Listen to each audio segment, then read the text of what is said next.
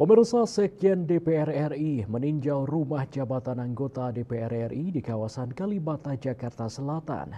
Sekjen DPR RI Indra Iskandar menyebutkan rumah dinas yang ditempati anggota DPR sudah tidak ekonomis sebagai hunian karena sebagian besar kondisi rumah dinas sudah tidak layak untuk ditinggali.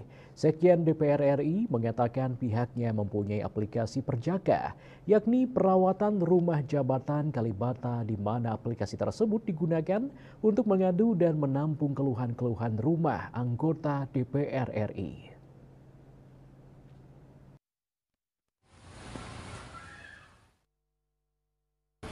Bertempat di kawasan Kalibata, Jakarta Selatan, Sekjen DPR RI meninjau rumah jabatan anggota DPR RI di kawasan Kalibata, Jakarta Selatan.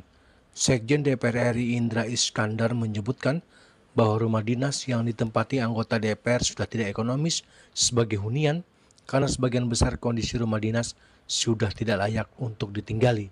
Sekjen DPR RI mengatakan pihaknya mempunyai aplikasi Perjaka, yakni perawatan rumah jabatan Kalibata, di mana aplikasi tersebut untuk mengadu dan menampung keluhan-keluhan rumah anggota DPR RI.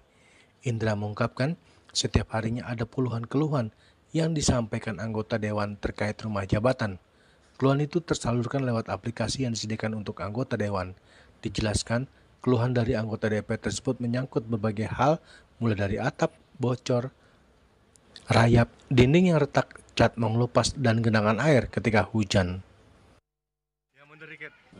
Yang juga disebabkan akibat rumah bersebelahan itu saling rembesannya saling bergerak, karena tembok rumah DPR ini itu temboknya satu tembok.